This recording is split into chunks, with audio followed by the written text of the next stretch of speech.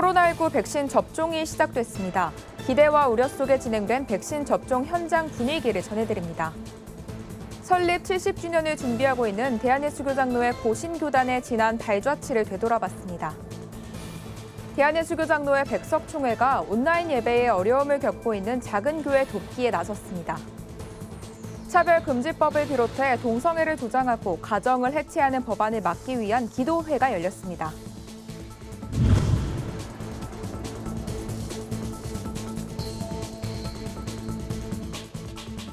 안녕하십니까. 구티비 뉴스입니다. 우리나라에서도 코로나19 백신 접종이 시작됐습니다. 26일 전국 보건소와 요양병원에는 접종을 기다리는 대상자들의 행렬이 이어졌는데요. 기대와 우려 속에 진행된 백신 접종 현장을 오현근 기자가 취재했습니다. 많은 기대와 우려 속에 전국 요양병원과 보건소 등에서 코로나19 백신 첫 접종이 시작됐습니다. 접종 시작 시간은 9시부터였지만 역사적인 순간을 카메라에 담기 위해 몰린 취재진과 접종하러 온 주민들로 서울의 한 보건소는 이른 새벽부터 북적거렸습니다. 이번 백신은 SK바이오사이언스 공장에서 출하된 아스트라제네카 제품으로 하루 전인 25일 전국으로 배송 작업이 완료됐습니다. 혹시 모를 테러에 대비해 군경이 후위하며 흡사 군사작전을 방불케 했습니다. 이날 접종은 접수와 예진을 거쳐 진행됐으며 접종 창구 맞은편에는 접종 뒤 이상 반응을 관찰할 수 있게 대기 공간도 마련해 놓았습니다. 의료진은 백신 접종자들이 3시간 이상 안정을 취하고 접종 당일 과격한 운동을 삼가라는 주의사항을 자세히 설명했습니다. 한편 백신 접종 시작으로 일상으로의 회복이 곧 올 것이라는 기대감과는 달리 같은 날 방역당국은 사회적 거리두기 조정안을 발표했습니다. 정부는 거리두기 단계 조정과 관련하여 관계부처, 지자체, 여러 전문가들의 의견을 광범위하게 수렴하였습니다. 이러한 의견을 바탕으로 정부는 현재의 거리두기 단계와 주요 방역 조치를 2주간 더 유지하기로 결정하였습니다. 이에 따라 수도권은 2단계, 비수도권은 1.5단계가 계속 적용됩니다.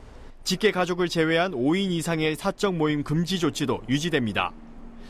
정부는 하루 평균 약 400명의 신규 확진자가 나오는 등 재확산 가능성이 여전하고 백신 접종이 시작되면서 자칫 방역이 해이해질 수 있어 주의가 필요하다고 당부했습니다. 구티비 뉴스 오현근입니다. 대한예수교 장로회 고신총회가 내년 70주년을 앞두고 다양한 기념 사업들을 추진하고 있는데요. 신사참배에 항거하며 태동한 고신교단의 지난 발자취를 되돌아봤습니다. 이정은 기자의 보도입니다. 1935년 일제강점기 신사참배가 강요되던 시절 이를 끝까지 거부하다 옥고를 치르며 신앙의 양심을 지켜낸 이들이 있습니다. 한상동 주남선 목사 등 광복과 함께 추록한 이들은 한국교회 재건에 나서야 한다는 일념 아래 신학교를 설립하고 1952년 9월 개혁주의 신학을 잇는 고신교단의 역사를 열었습니다. 고신신학을 반대하는 분들이 결과적으로 이제 고신에 관계된 사람들을 축출하기로 그렇게 했었어요. 1951년 8월 26일 전쟁 중이죠. 그때 쫓겨나오신 분들과 함께 첫 예배를 드린 것이 고신의 시작이라고 볼 수가 있겠습니다. 말씀에 생명을 걸었던 선진들의 순교신앙은 고려신학대학원과 고신대학교, 복음병원 등을 통해 계속 이어져 왔습니다.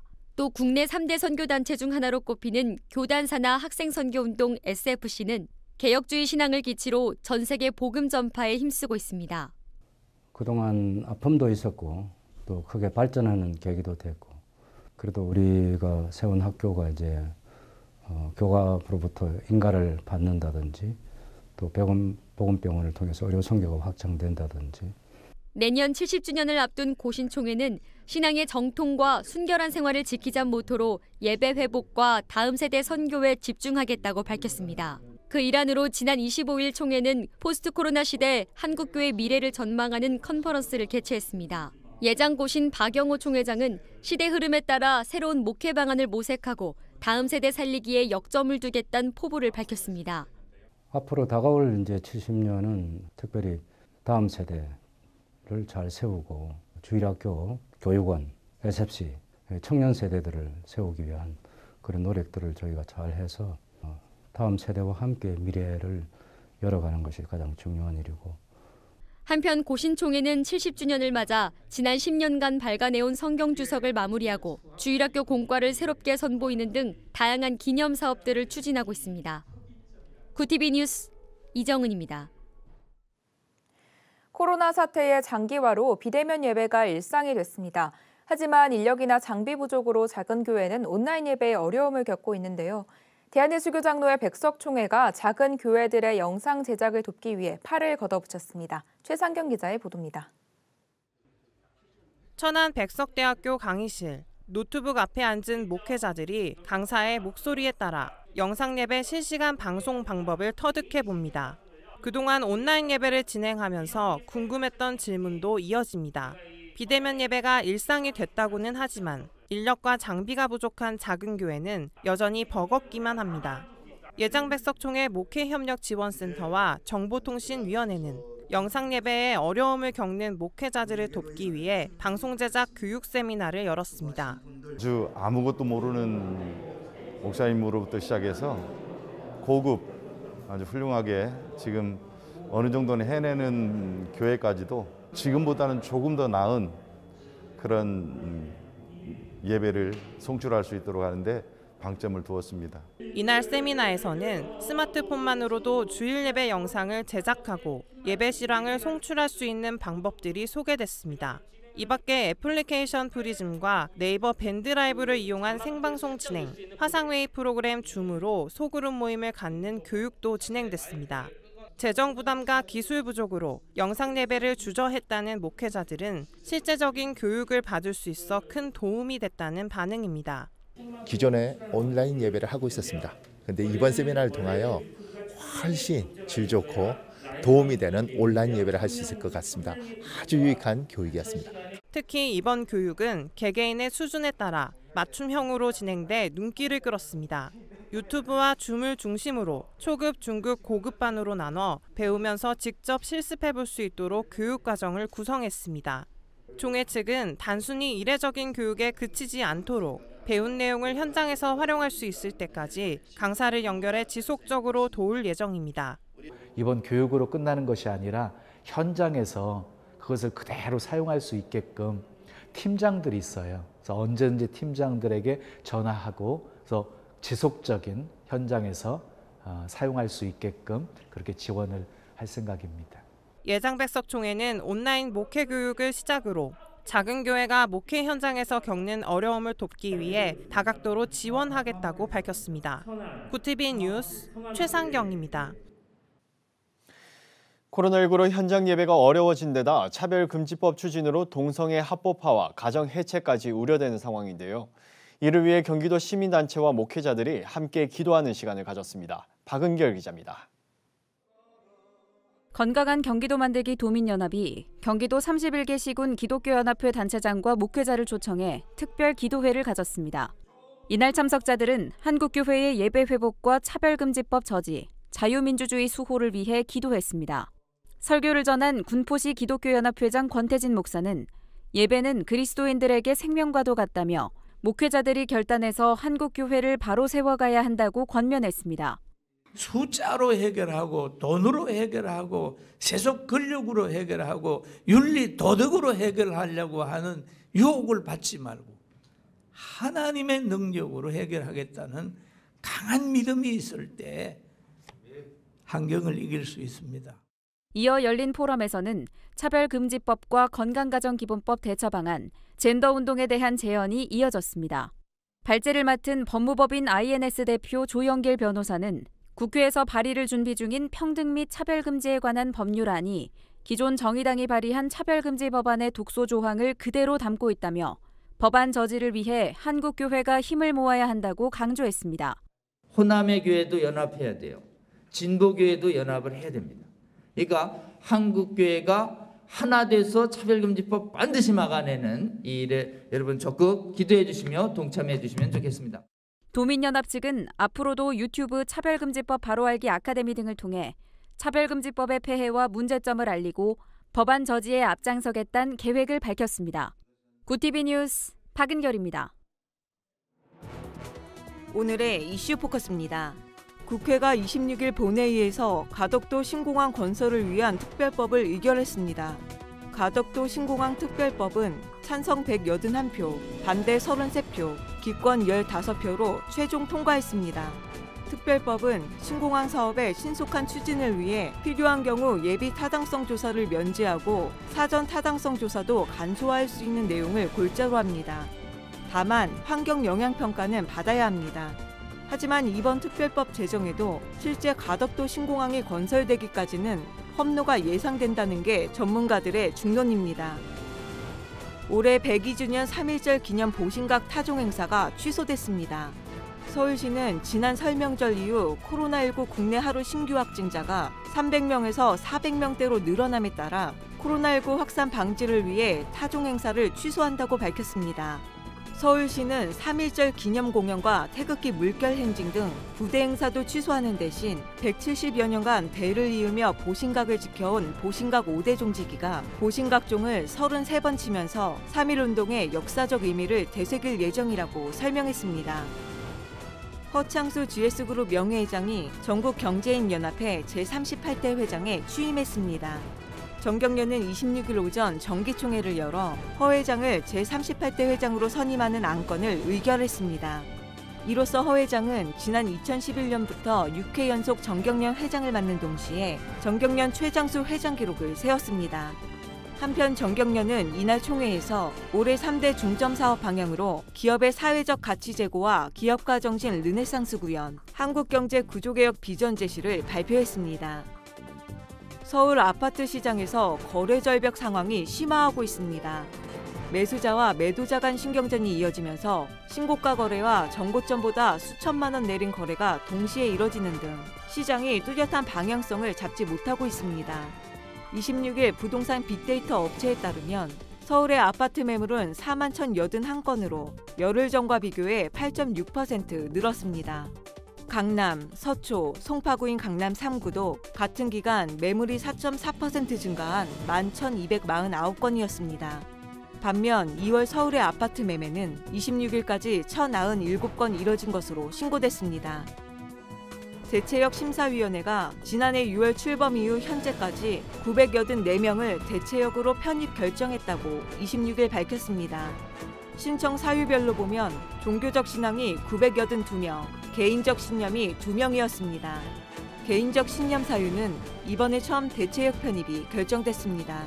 대체역 심사위는 대체역 복무는 병역을 기피하는 것이 아니라 병역 의무를 이행하는 것이라며 투명하고 공정한 심사를 통해 소수자의 인권을 보호하면서도 성실한 병역 이행과 조화를 이룰 수 있도록 최선을 다하겠다고 말했습니다. 고병원성 조류 인플루엔자 AI 예방적 살처분 축소 조치가 2주 연장됩니다. 26일 조류 인플루엔자 중앙사고수습본부는 오는 28일까지로 예정된 해당 조치를 다음 달 14일까지로 연장한다고 밝혔습니다. 앞서 중수본은 발생농장 반경 3km 내 모든 축종 가금에 대해 시행하던 예방적 살처분 대상을 반경 1km 내의 발생 축종과 같은 축종으로 축소한 바 있습니다. 추가 연장 여부는 추후 재평가를 통해 결정할 계획입니다. 구티비 뉴스 천보라입니다. 구티비 월드와이드입니다. 일본군 위안부 피해자를 매춘부로 묘사해 비판에 휩싸인 마크 램지어 미국 하버드대 교수 논문의 처리 방향을 출판사가 직접 결정할 방침인 것으로 알려져 논란이 일고 있습니다. 학계에서는 전문가들로 구성된 편집진이 아니라 출판사가 연구의 진실성을 직접 판단하는 것은 부적절하다는 반응이 나오고 있습니다. 램지어 교수의 논문이 실리는 국제법 경제리뷰 측은 국제법 경제리뷰 편집자들은 출판사 엘스비어에 고용된 계약자 신분일 뿐이므로 출판사가 최종적으로 결정해야 한다는 입장입니다. 온몸이 마비된 페루의 40대 환자 에스트라다가 법원으로부터 안락사를 인정받았습니다. 안락사나 조력 자살이 불법인 페루에서 이 같은 결정은 이번이 처음입니다. 법원의 이번 판결에 따라 에스트라다는 자신이 원할 때 죽음을 선택할 수 있게 됐으며 이를 도운 의료진도 법적 처벌을 받지 않게 됩니다. 2019년부터 안락사의 권리를 주장해온 에스트라다는 죽음의 변명을 만들기 위해서가 아니라 스스로의 결정으로 삶의 마지막 순간까지 가기 위한 것이었다고 밝혔습니다. 애플카가 대만의 폭스콘과 미국 피스커의 합작품이 될 가능성이 제기됐습니다. 애플 스마트 기기의 최대 위탁 생산업체인 대만 폭스콘이 미국 피스커와 협력해 연간 25만 대 이상의 전기차를 공동 생산하기로 합의하면서 미국 현지 언론들이 내놓은 전망입니다. 피스커가 설계하고 폭스콘이 생산하는 차량은 2023년 4분기 생산이 시작되고 북미, 유럽, 중국, 인도 등에서 판매될 예정입니다. 한편 애플은 앞서 현대자동차, 일본 닛산 등과 전기차 생산이 협상했지만 불발됐습니다. 중국이 내년 2월로 예정된 베이징 동계올림픽을 열기 위해 준비에 박차를 가하고 있습니다. 중국 공산당 정치국 상무위원인 한정 부총리는 베이징 동계올림픽 사업 지도소 측에 올림픽 준비를 철저히 해달라고 주문했습니다. 중국의 소수민족에 대한 탄압이 베이징 동계올림픽 보이콧으로까지 확산의 조짐이 보이는 가운데 올림픽 개최에 대한 중국의 강력한 의지를 보여준 것으로 풀이되고 있습니다. 미국 식품의약국이 존슨앤드존슨 코로나19 백신의 안정성과 효과성이 확인됐다고 밝혔습니다.